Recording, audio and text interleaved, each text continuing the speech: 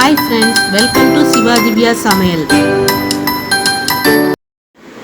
இன்னைக்கு இந்த வீடியோவில் நம்ம மைக்ரோவேவ் அவனையும் மண் பானையும் வச்சு எப்படி ஈஸியாக கிறிஸ்பியாக இட்லி பொடி அரைக்கிறது அப்படின்ட்டு பார்க்க போகிறோம். வாங்க எப்படி செய்கிறதுன்னு பார்க்கலாம்.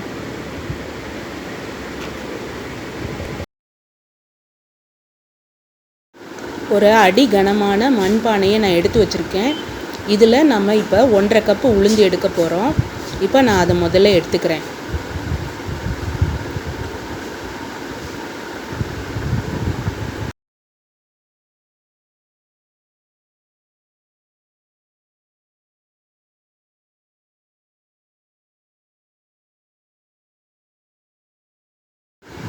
அதுக்கப்புறம் நம்ம இந்த பருப்பு வறுபடுறதுக்காக 1 ஸ்பூன் அளவுக்கு நல்லெண்ணெய் நான் சேர்த்துருக்கேன். எந்த ஆயில் வேணும்னாலும் நீங்கள் சேர்த்துக்கலாம். சேர்த்ததுக்கப்புறம் நல்லா இந்த ஸ்பூனை வச்சு எல்லா இடத்துலையும் நல்லா மிக்ஸ் ஆகிற மாதிரி கிளறி விடணும்.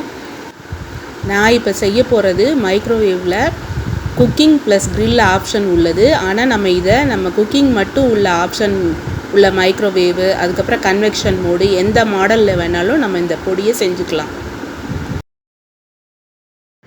என்னோடய அவன் வேர்ல்பூல். இப்போ நான் இதோட ஹீட்டிங் பவரை மேக்ஸிமமில் வச்சுருக்கிறேன். இப்போ நம்ம அந்த மண் பாத்திரத்தை மெதுவாக எடுத்து அந்த டர்ன் டேபிளில் வச்சிடலாம்.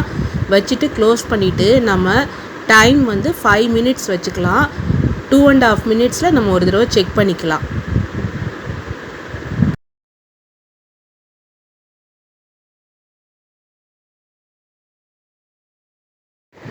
இப்போ நம்ம வச்சு 3 மினிட்ஸ் ஆயிடுச்சு. இப்போ நம்ம அதை திறந்து பார்க்கலாம். பார்த்துட்டு ஒரு தடவை நல்லா அதை கிளறி விட்டுட்டு அதுக்கப்புறம் அது எப்படி இருக்குதுன்னு பொறுத்து நம்ம மினிட்ஸ் வச்சுக்கலாம். இப்போ இது நல்லாவே வறுபட்டுருச்சு. இன்னும் ஒரு நிமிஷம் மட்டும் நம்ம வச்சோன்னா போதும், நல்லா கிறிஸ்பாயிரும்.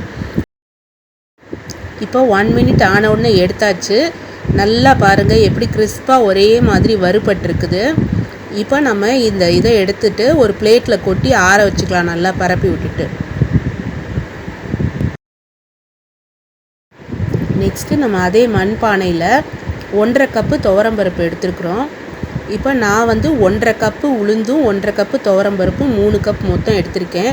சில பேர் கடலைப்பருப்பு சேர்ப்பாங்க. அந்த மாதிரி நீங்கள் சேர்க்கணுன்னா 1 கப்பு உளுந்து, 1 கப்பு கடலைப்பருப்பு, 1 கப்பு துவரம்பருப்பு அப்படி கூட நீங்கள் சேர்த்துக்கலாம். இப்போ இதில் கொஞ்சமாக ஆயில் விட்டுட்டு நம்ம நல்லா மிக்ஸ் பண்ணிக்கலாம். இப்போ நம்ம இந்த அவனில் பண்ணுறது நிறைய பேருக்கு மைக்ரோவேவ் அவனில் இப்படி இட்லி பொடியெலாம் செய்யலாம் அப்படிங்கிறதே தெரியாது. யூஸ் பண்ணாமலே சில பேர் வச்சுருப்பாங்க அவன் அப்படியே ஓரமாக. இந்த மண்பானை ரொம்ப ஈஸியாக கிடைக்கும். அதனால் இந்த மாதிரி நம்ம செஞ்சு இதில் செய்கிறது ரொம்ப ஈஸியாக இருக்கும் நம்மளுக்கு. இப்போ இதையும் நம்ம 5 மினிட்ஸ் வச்சு எடுத்துக்கலாம்.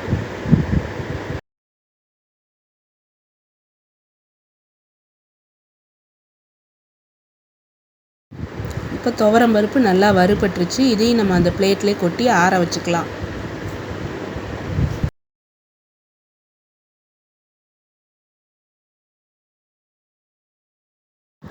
இப்போ காஷ்மீரி சில்லியில் நான் ஒரு 10 மிளகாய் எடுத்து வச்சுருக்கேன்.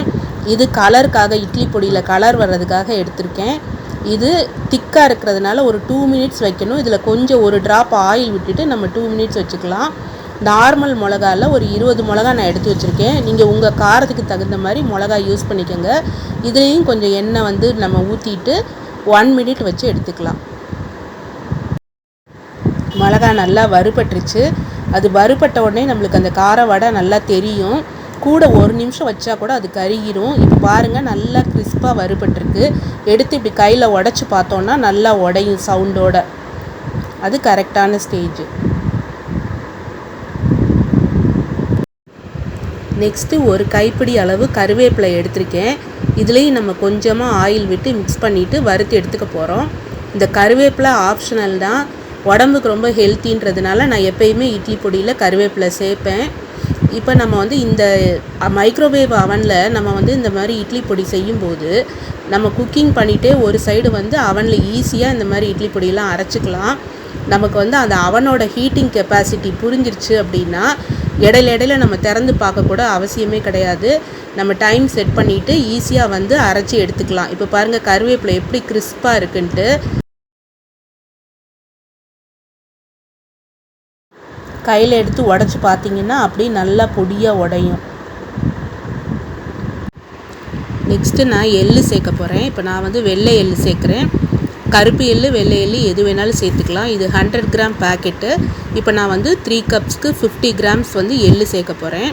அதை நம்ம போட்டுட்டு அதில் 1 ஸ்பூன் அளவுக்கு ஆயில் விட்டுட்டு இதை ஒரு 3 மினிட்ஸ் வச்சு நம்ம எடுத்துக்கலாம். எள்ளு இப்போ நல்லா வறுபட்டுருச்சு. இந்த எள்ளை நம்ம தனியாக கொட்டி ஆற வச்சுக்கணும். இந்த எள்ளு தான் நல்ல வாசனையும் க்ரன்ச்சினஸுமே இந்த பொடிக்கு கொடுக்கும். நம்ம பொடி அரைக்கும் போது முதல்ல எல்லாத்தையும் போட்டுட்டு விப்பரில் போட்டு 2 தடவை சுற்றிட்டு கோர்ஸாக நம்ம அரைச்சிட்டு லாஸ்ட்டாக எள்ளை வந்து ஒரே ஒரு சுற்று மட்டும் சுற்றிட்டு நம்ம அந்த பொடியோடு மிக்ஸ் பண்ணி எடுத்து வச்சுக்கணும். அடுத்து நான் ஒரு 7 பல்லு பூண்டும் இந்த பொடிக்கு தேவையான அளவுக்கு கல் உப்பு எல்லாமே சேர்த்துட்டு 1 மினிட் வச்சு எடுக்க போகிறேன். நான் இந்த பூண்டு சேர்க்குறது வந்து டைஜஷனுக்காக தான். உங்களுக்கு வேணும்னா நீங்கள் சேர்த்துக்கலாம், இல்லைன்னா விட்டுறலாம். இப்போ இந்த பூண்டும் உப்பும் நல்லா வறுபட்டுருச்சு. உப்பு முதற்கொண்டு நம்ம வறுத்து சேர்க்குறதுனால பொடி கெட்டே போகாது. இப்போ நம்ம எல்லாத்தையும் ஒன்று சேர்த்து ஒரு தட்டில் கொட்டி நல்லா ஆற வச்சுருக்குறோம். இப்போ இதில் கட்டி பெருங்காயம் சேர்க்கணும். கட்டி பெருங்காயம் வந்து 2 கட்டி நம்ம அந்த டர்ன் டேபிள்லேயே வச்சு எடுத்துக்கலாம். இப்போ என்கிட்ட இல்லாததுனால நான் இந்த தூள் பெருங்காயம் சேர்த்துக்கிறேன். இதை அரைக்கிறதுக்கு முன்னாடி நம்ம சேர்த்துக்கணும். இப்போ இட்லி பொடி அரைச்சி ரெடியாக இருக்குது. இந்த மாதிரி கோர்ஸாக அரைச்சி நம்ம எடுத்துக்கணும். இப்போ நமக்கு இந்த மாதிரி ஒரு பெரிய பாட்டில் ஃபுல்லாக இட்லி பொடி கிடைக்கும். நம்ம 3 கப்பு எடுத்ததுக்கு நல்லா கிறிஸ்பாக இருக்கும். சூடான இட்லியோட இந்த பொடியை வச்சு நல்லெண்ணெய் ஊற்றி சாப்பிடும்போது ரொம்பவே டேஸ்ட்டாக இருக்கும். உங்களுக்கு இந்த வீடியோ பிடிச்சிருந்ததுன்னா லைக் பண்ணுங்கள், ஷேர் பண்ணுங்கள். ஏதாச்சும் டவுட்ஸ் இருந்ததுன்னா கமெண்ட்ஸில் கேளுங்கள். மறக்காமல் சப்ஸ்கிரைப் பண்ணுங்கள். தேங்க்யூ.